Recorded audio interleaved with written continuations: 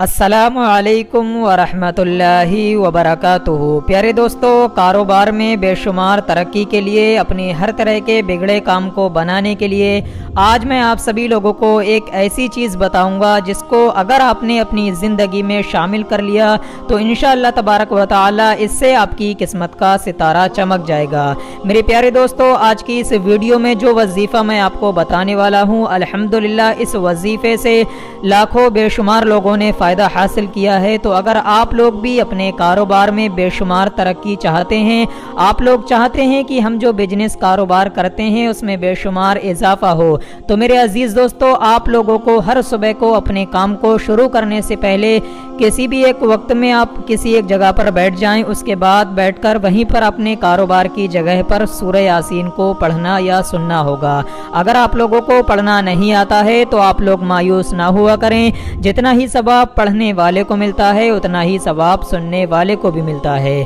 प्यारे दोस्तों, सूरह यासीन की बहुत ही ज़्यादा फजीलत है, बहुत बाबरकत ये सूरह है। जब आप लोग इसका ये वजीफ़ा करेंगे इंशाअल्लाह आपके कारोबार में इस तरीके के साथ बरकत होगी कि आप लोग उसको खुद देखकर हैरान रह जाएंगे। मेरे प्यारे दोस्तों, जिस शख्स ने भी इसका वजीफ़ा किया, जिस शख्स ने भी इसका तजुर्बा लेकर देखा, वो शख्स मालामाल हो गया। तो आप भी इसका ये तजुर्बा लेकर ज़रूर देखें, इंशाअल्लाह आपको आपकी परेशान भरी ज़िंदगी से निजात मिल जाएगी। तो आइए मेरे अजीज़ दोस्तों, अब हम आपको सुना देते हैं इस बरकत वाली सूरह को। उससे पहले दिल से इस वीडियो पर लाइक कर दें, चैनल को सब्सक्राइब करें, वीडियो को शेयर भी ज़रूर करें और अल्लाह ताला के 99 नामों में से एक नाम कमेंट में ज़रूर लिख दिया करें। अऊज़ु बिल्लाहि मिनश शैतानिर रजीम। बिस्मिल्लाहिर रहमानिर रहीम। यासीन वल क़ुरआनिल हकीम। इन्नका लमिनल मुरसलीन अला सिरातिम मुस्तक़ीम। तंज़ीलल अज़ीज़िर रहीम लितुनज़िरा क़ौमम मा उनज़िरा आबाउहुम फ़हुम गाफ़िलून। लक़द हक़्क़ल القول على أكثرهم فهم لا يؤمنون إنا جعلنا في أعناقهم أغلالا فهي إلى الأذقان فهم مقمحون وجعلنا من بين أيديهم سدا ومن خلفهم سدا فأغشيناهم فهم لا يبصرون وسواء عليهم أأنذرتهم أم لم تنذرهم لا يؤمنون إنما تنذر من اتبع الذكر وخشي الرحمن بالغيب فبشره بمغفرة وأجر كريم. إنا نحن نحيي الموتى ونكتب ما قدموا وآثارهم وكل شيء أحصيناه في إمام مبين. واضرب لهم مثلا أصحاب القرية إذ جاءها المرسلون إذ أرسلنا إليهم اثنين فكذبوهما فعززنا بثالث فقالوا إنا إليكم مرسلون. قالوا ما أنتم إلا بشر مثلنا وما أنزل الرحمن من شيء إن أنتم إلا تكذبون. قالوا ربنا يعلم إنا إليكم لمرسلون وما علينا إلا البلاغ المبين. قالوا إنا تطيرنا بكم لئن لم تنتهوا لنرجمنكم وليمسنكم منا عذاب أليم. قالوا طائركم معكم أئن ذكرتم بل أنتم قوم مسرفون. وجاء من أقصى المدينة رجل يسعى قال يا قوم اتبعوا المرسلين اتبعوا من لا يسألكم أجرا وهم مهتدون. وما لي لا أعبد الذي فطرني وإليه ترجعون. أأتخذ من دونه آلهة إن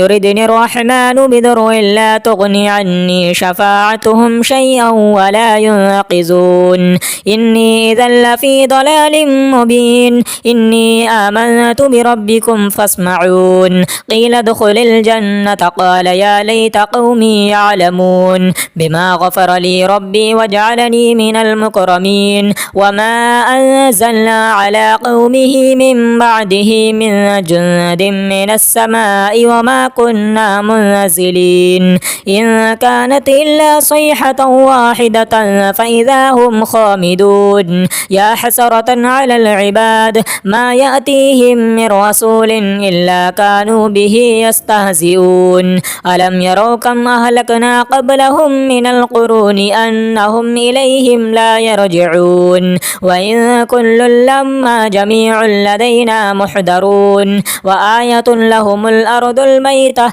أحييناها وأخرجنا منها حبا فمنه يأكلون وجعلنا فيها جنات من نخيل وأعناب وفجرنا فيها من العيون ليأكلوا من ثمره وما عملته أيديهم أفلا يشكرون سبحان الذي خلق الأزواج كلها مما تنبت الأرض ومن أنفسهم ومما لا يعلمون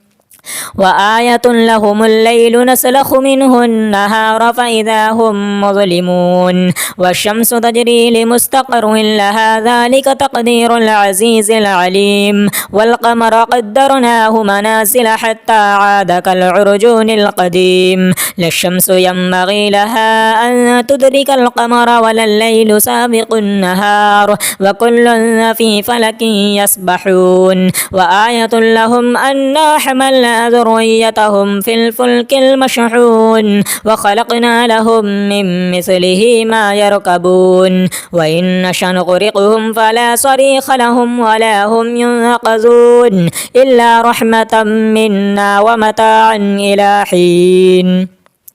وإذا قيل لهم اتقوا ما بين أيديكم وما خلفكم لعلكم ترحمون وما تأتيهم من آية من آيات ربهم إلا كانوا عنها معرضين وإذا قيل لهم أنفقوا مما رزقكم الله قال الذين كفروا للذين آمنوا أنطعم من لو يشاء الله وطعمه إن أنتم إلا في ضلال مبين ويقولون متى هذا الوعد إن كنتم صادقين ما ينظرون إلا صيحة واحدة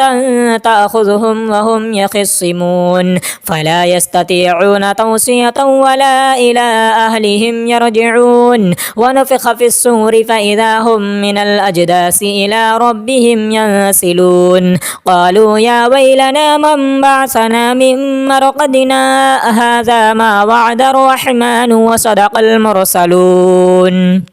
إن كانت إلا صيحة واحدة فإذا هم جميع لدينا محضرون فاليوم لا تظلم نفس شيئا ولا تجزون إلا ما كنتم تعملون إن أصحاب الجنة اليوم في شغل فاكهون هم وأزواجهم في ظلال على الأرائك متكئون لهم فيها فاكهة ولهم ما يدعون سلام قولا من رب رحيم وامتازوا اليوم أيها المجرمون ألم أعهد إليكم يا بني آدم ألا تعبدوا الشيطان إنه لكم عدو مبين وأن اعبدوني هذا صراط مستقيم ولقد أضل منكم جبلا كثيرا أفلم تكونوا تعقلون هذه جهنم التي كنتم توعدون اصلوها اليوم بما كنتم تكفرون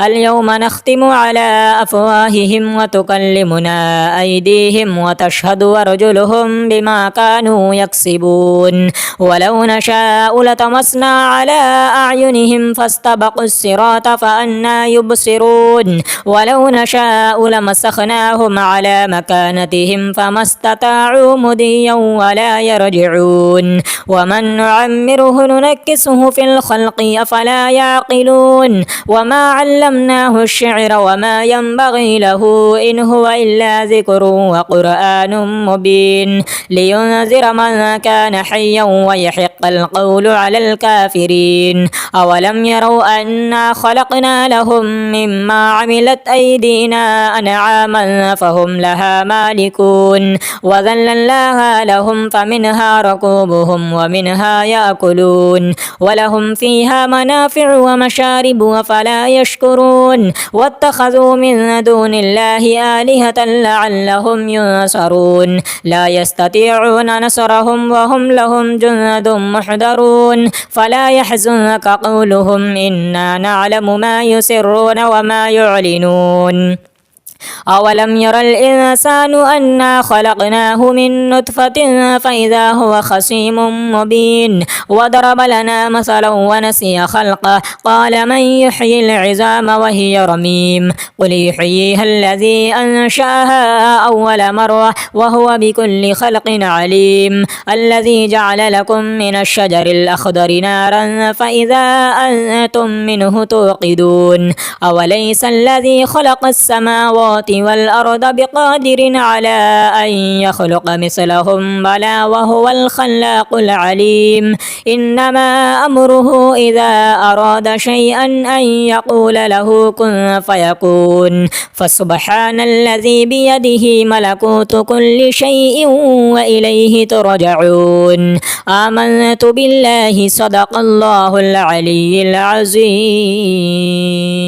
أعوذ بالله من الشيطان الرجيم بسم الله الرحمن الرحيم ياسين والقرآن الحكيم إنك لمن المرسلين على صراط مستقيم تنزيل العزيز الرحيم لتنذر قوما ما أنذر آباؤهم فهم غافلون لقد حق القول على أكثرهم فهم لا يؤمنون إنا جعلنا في أعناقهم أغلالا فهي إلى الأذقان فهم مقمحون وجعلنا من بين أيديهم سدا ومن خلفهم سدا فأغشيناهم فهم لا يبصرون وسواء عليهم أأنذرتهم أم لم تنذرهم لا يؤمنون إنما تنذر من اتبع الذكر وخشي الرحمن بالغيب فبشره بمغفرة وأجر كريم إنا نحن نحيي الموتى ونكتب ما قدموا وآثارهم وكل شيء أحصيناه في إمام مبين واضرب لهم مثلا أصحاب القرية إذ جاءها المرسلون إذ أرسلنا إليهم اثنين فكذبوهما فعززنا بثالث فقالوا إنا إليكم مرسلون قالوا ما أنتم إلا بشر مثلنا وما أنزل الرحمن من شيء إن أنتم إلا تكذبون قالوا ربنا يعلم إنا إليكم لمرسلون وما علينا إلا البلاغ المبين قالوا إنا تطيرنا بكم لئن لم تنتهوا لنرجمنكم وليمسنكم منا عذاب أليم قالوا طائركم معكم أئن ذكرتم بل أنتم قوم مسرفون وجاء من أقصى المدينة رجل يسعى قال يا قوم اتبعوا المرسلين اتبعوا من لا يسألكم أجرا وهم مهتدون وما لي لا أعبد الذي فطرني وإليه ترجعون أأتخذ من دونه آلهة إن يردني الرحمن بضر لا تغني عني شفاعتهم شيئا ولا ينقذون إني إذا لفي ضلال مبين إني آمنت بربكم فاسمعون قيل ادخل الجنة قال يا ليت قومي يعلمون بما غفر لي ربي وجعلني من المكرمين وما أنزلنا على قومه من بعده من جند من السماء وما كنا منزلين إن كانت إلا صيحة واحدة فإذا هم خامدون يا حسرة على العباد ما يأتيهم من رسول إلا كانوا به يستهزئون ألم يروا كم أهلكنا قبلهم من القرون أنهم إليه إليهم لا يرجعون وإن كل لما جميع لدينا محضرون وآية لهم الأرض الميتة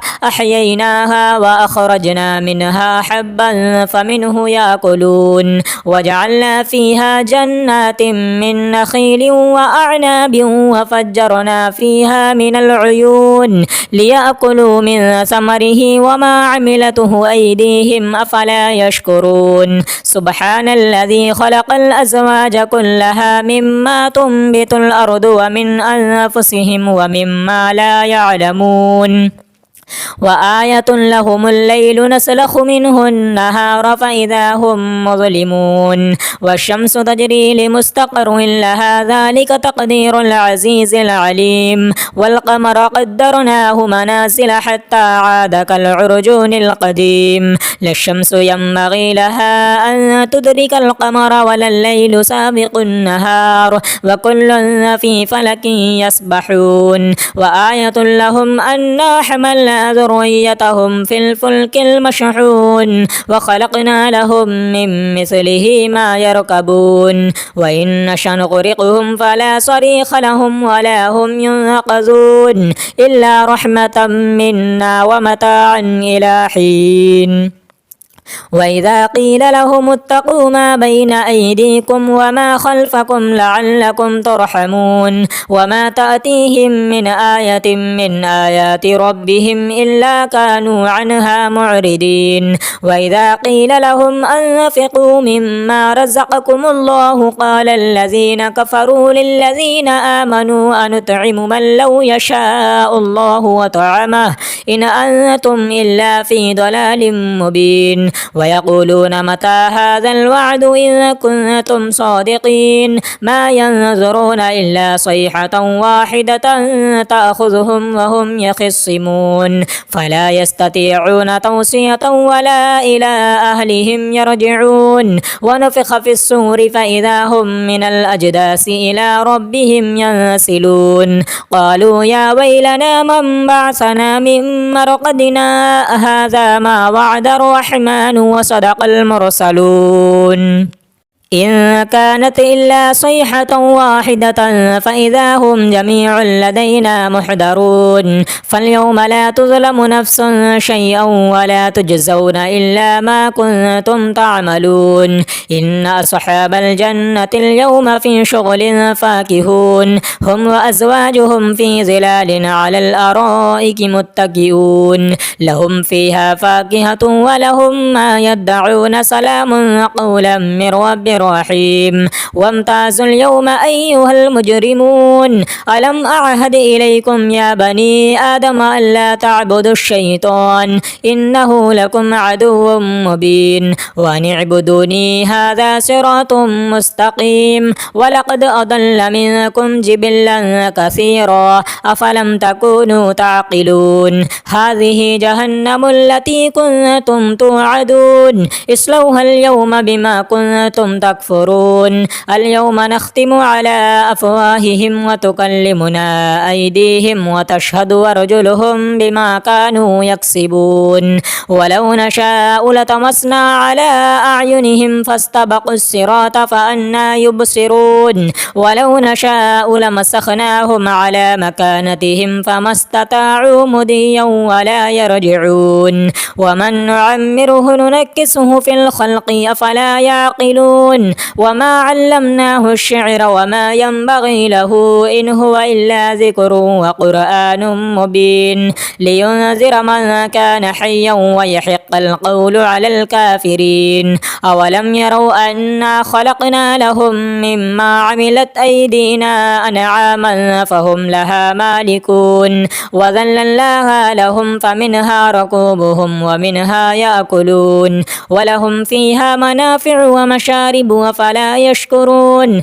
واتخذوا من دون الله آلهة لعلهم ينصرون لا يستطيعون نصرهم وهم لهم جند محضرون فلا يحزنك قولهم إنا نعلم ما يسرون وما يعلنون أولم ير الإنسان أنا خلقناه من نطفة فإذا هو خصيم مبين وضرب لنا مثلا ونسي خلقه قال من يحيي العظام وهي رميم قل يحييها الذي أنشأها أول مرة وهو بكل خلق عليم الذي جعل لكم من الشجر الأخضر نارا فإذا أنتم منه توقدون أوليس الذي خلق السماوات والأرض بقادر على أن يخلق مثلهم بلى وهو الخلاق العليم إنما أمره إذا أراد شيئا أن يقول له كن فيكون فسبحان الذي بيده ملكوت كل شيء وإليه ترجعون آمنت بالله صدق الله العلي العظيم أعوذ بالله من الشيطان الرجيم بسم الله الرحمن الرحيم ياسين والقرآن الحكيم إنك لمن المرسلين على صراط مستقيم تنزيل العزيز الرحيم لتنذر قوما ما أنذر آباؤهم فهم غافلون لقد حق القول على أكثرهم فهم لا يؤمنون إنا جعلنا في أعناقهم أغلالا فهي إلى الأذقان فهم مقمحون وجعلنا من بين أيديهم سدا ومن خلفهم سدا فأغشيناهم فهم لا يبصرون وسواء عليهم أأنذرتهم أم لم تنذرهم لا يؤمنون إنما تنذر من اتبع الذكر وخشي الرحمن بالغيب فبشره بمغفرة وأجر كريم إنا نحن نحيي الموتى ونكتب ما قدموا وآثارهم وكل شيء أحصيناه في إمام مبين واضرب لهم مثلا أصحاب القرية إذ جاءها المرسلون إذ أرسلنا إليهم اثنين فكذبوهما فعززنا بثالث فقالوا إنا إليكم مرسلون قالوا ما أنتم إلا بشر مثلنا وما أنزل الرحمن من شيء إن أنتم إلا تكذبون قالوا ربنا يعلم إنا إليكم لمرسلون وما علينا إلا البلاغ المبين قالوا إنا تطيرنا بكم لئن لم تنتهوا لنرجمنكم وليمسنكم منا عذاب أليم قالوا طائركم معكم أئن ذكرتم بل أنتم قوم مسرفون وجاء من أقصى المدينة رجل يسعى قال يا قوم اتبعوا المرسلين اتبعوا من لا يسألكم أجرا وهم مهتدون وما لي لا أعبد الذي فطرني وإليه ترجعون أأتخذ من دونه آلهة إن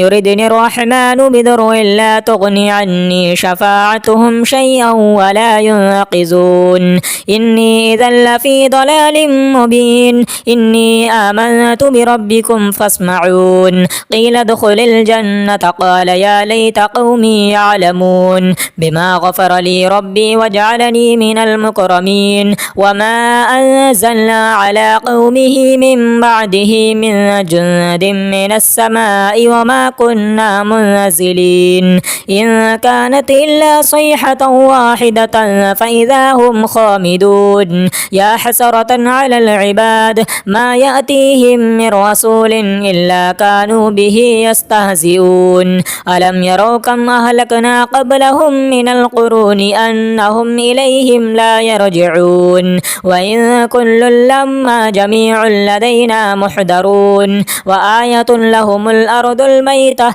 أحييناها وأخرجنا منها حبا فمنه يأكلون وجعلنا فيها جنات من نخيل وأعناب وفجرنا فيها من العيون ليأكلوا من ثمره وما عملته أيديهم أفلا يشكرون سبحان الذي خلق الأزواج كلها مما تنبت الأرض ومن أنفسهم ومما لا يعلمون وآية لهم الليل نسلخ منه النهار فإذا هم مظلمون والشمس تجري لمستقر لها ذلك تقدير العزيز العليم والقمر قدرناه منازل حتى عاد كالعرجون القديم لا الشمس ينبغي لها أن تدرك القمر ولا الليل سابق النهار وكل في فلك يسبحون وآية لهم أنا حملنا ذريتهم في الفلك المشحون وخلقنا لهم من مثله ما يركبون وإن نشأ نغرقهم فلا صريخ لهم ولا هم ينقذون إلا رحمة منا ومتاعا إلى حين وإذا قيل لهم اتقوا ما بين أيديكم وما خلفكم لعلكم ترحمون وما تأتيهم من آية من آيات ربهم إلا كانوا عنها معرضين وإذا قيل لهم أنفقوا مما رزقكم الله قال الذين كفروا للذين آمنوا أنطعم من لو يشاء الله وطعمه إن أنتم إلا في ضلال مبين ويقولون متى هذا الوعد إن كنتم صادقين ما ينظرون إلا صيحة واحدة تأخذهم وهم يخصمون فلا يستطيعون توصية ولا إلى أهلهم يرجعون ونفخ في الصور فإذا هم من الأجداث إلى ربهم ينسلون قالوا يا ويلنا من بعثنا من مرقدنا هذا ما وعد الرحمن وصدق المرسلون إن كانت إلا صيحة واحدة فإذا هم جميع لدينا محضرون فاليوم لا تظلم نفس شيئا ولا تجزون إلا ما كنتم تعملون إن أصحاب الجنة اليوم في شغل فاكهون هم وأزواجهم في ظلال على الأرائك متكئون لهم فيها فاكهة ولهم ما يدعون سلام قولا من رب رحيم وامتازوا اليوم أيها المجرمون ألم أعهد إليكم يا بني آدم ألا تعبدوا الشيطان إنه لكم عدو مبين وأن اعبدوني هذا صراط مستقيم ولقد أضل منكم جبلا كثيرا أفلم تكونوا تعقلون هذه جهنم التي كنتم توعدون اصلوها اليوم بما كنتم تكفرون اليوم نختم على أفواههم وتكلمنا أيديهم وتشهد أرجلهم بما كانوا يكسبون ولو نشاء لطمسنا على أعينهم فاستبقوا الصراط فأنى يبصرون ولو نشاء لمسخناهم على مكانتهم فما استطاعوا مضيا ولا يرجعون ومن نعمره ننكسه في الخلق أفلا يعقلون وما علمناه الشعر وما ينبغي له إن هو إلا ذكر وقرآن مبين لينذر من كان حيا ويحق القول على الكافرين أولم يروا أنا خلقنا لهم مما عملت أيدينا أنعاما فهم لها مالكون وذللناها لهم فمنها ركوبهم ومنها يأكلون ولهم فيها منافع ومشارب أفلا يشكرون واتخذوا من دون الله آلهة لعلهم ينصرون لا يستطيعون نصرهم وهم لهم جند محضرون فلا يحزنك قولهم إنا نعلم ما يسرون وما يعلنون أولم ير الإنسان أنا خلقناه من نطفة فإذا هو خصيم مبين وضرب لنا مثلا ونسي خلقه قال من يحيي العظام وهي رميم قل يحييها الذي أنشأها أول مرة وهو بكل خلق عليم الذي جعل لكم من الشجر الأخضر نارا فإذا أنتم منه توقدون أوليس الذي خلق السماوات والأرض بقادر على أن يخلق مثلهم بلى وهو الخلاق العليم إنما أمره إذا أراد شيئا أن يقول له كن فيكون فسبحان الذي بيده ملكوت كل شيء وإليه ترجعون آمنت بالله صدق الله العلي العظيم أعوذ بالله من الشيطان الرجيم بسم الله الرحمن الرحيم ياسين والقرآن الحكيم إنك لمن المرسلين على صراط مستقيم تنزيل العزيز الرحيم لتنذر قوما ما أنذر آباؤهم فهم غافلون لقد حق القول على أكثرهم فهم لا يؤمنون إنا جعلنا في أعناقهم أغلالا فهي إلى الأذقان فهم مقمحون وجعلنا من بين أيديهم سدا ومن خلفهم سدا فأغشيناهم فهم لا يبصرون وسواء عليهم أأنذرتهم أم لم تنذرهم لا يؤمنون إنما تنذر من اتبع الذكر وخشي الرحمن بالغيب فبشره بمغفرة وأجر كريم إنا نحن نحيي الموتى ونكتب ما قدموا وآثارهم وكل شيء أحصيناه في إمام مبين واضرب لهم مثلا أصحاب القرية إذ جاءها المرسلون إذ أرسلنا إليهم اثنين فكذبوهما فعززنا بثالث فقالوا إنا إليكم مرسلون قالوا ما أنتم إلا بشر مثلنا وما أنزل الرحمن من شيء إن أنتم إلا تكذبون قالوا ربنا يعلم إنا إليكم لمرسلون وما علينا إلا البلاغ المبين قالوا إنا تطيرنا بكم لئن لم تنتهوا لنرجمنكم وليمسنكم منا عذاب أليم قالوا طائركم معكم أئن ذكرتم بل أنتم قوم مسرفون وجاء من أقصى المدينة رجل يسعى قال يا قوم اتبعوا المرسلين اتبعوا من لا يسألكم أجرا وهم مهتدون وما لي لا أعبد الذي فطرني وإليه ترجعون أأتخذ من دونه آلهة إن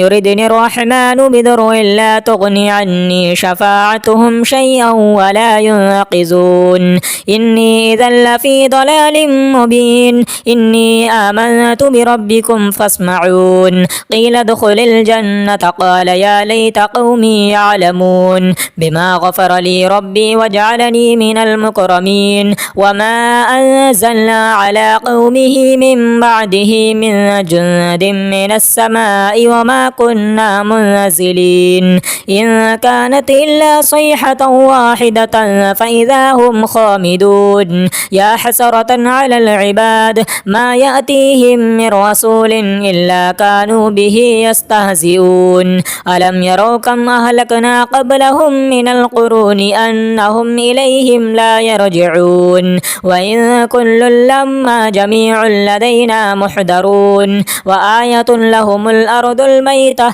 أحييناها وأخرجنا منها حبا فمنه يأكلون وجعلنا فيها جنات من نخيل وأعناب وفجرنا فيها من العيون ليأكلوا من ثمره وما عملته أيديهم أفلا يشكرون سبحان الذي خلق الأزواج كلها مما تنبت الأرض ومن أنفسهم ومما لا يعلمون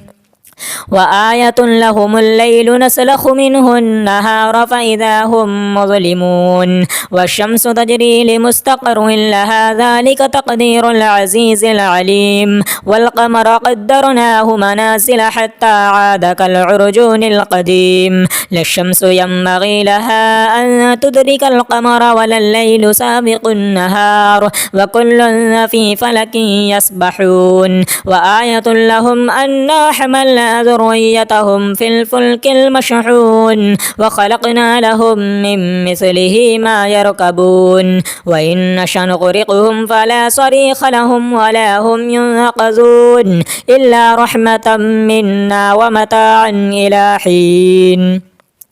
وإذا قيل لهم اتقوا ما بين أيديكم وما خلفكم لعلكم ترحمون وما تأتيهم من آية من آيات ربهم إلا كانوا عنها معرضين وإذا قيل لهم أنفقوا مما رزقكم الله قال الذين كفروا للذين آمنوا أنطعم من لو يشاء الله وطعمه إن أنتم إلا في ضلال مبين ويقولون متى هذا الوعد إن كنتم صادقين ما ينظرون إلا صيحة واحدة تأخذهم وهم يخصمون فلا يستطيعون توصية ولا إلى أهلهم يرجعون ونفخ في الصور فإذا هم من الأجداث إلى ربهم ينسلون قالوا يا ويلنا من بعثنا من مرقدنا هذا ما وعد الرحمن وصدق المرسلون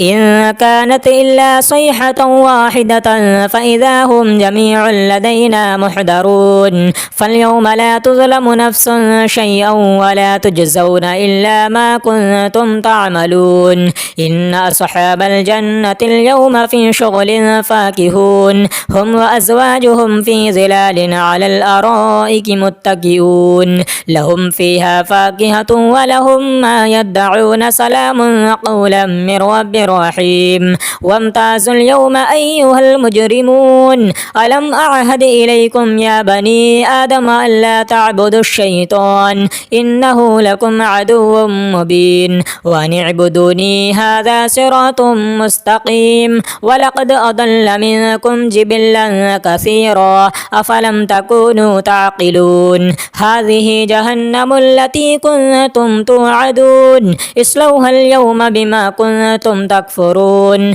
اليوم نختم على أفواههم وتكلمنا أيديهم وتشهد أرجلهم بما كانوا يكسبون ولو نشاء لطمسنا على أعينهم فاستبقوا الصراط فأنى يبصرون ولو نشاء لمسخناهم على مكانتهم فما استطاعوا مضيا ولا يرجعون ومن نعمره ننكسه في الخلق أفلا يعقلون وما علمناه الشعر وما ينبغي له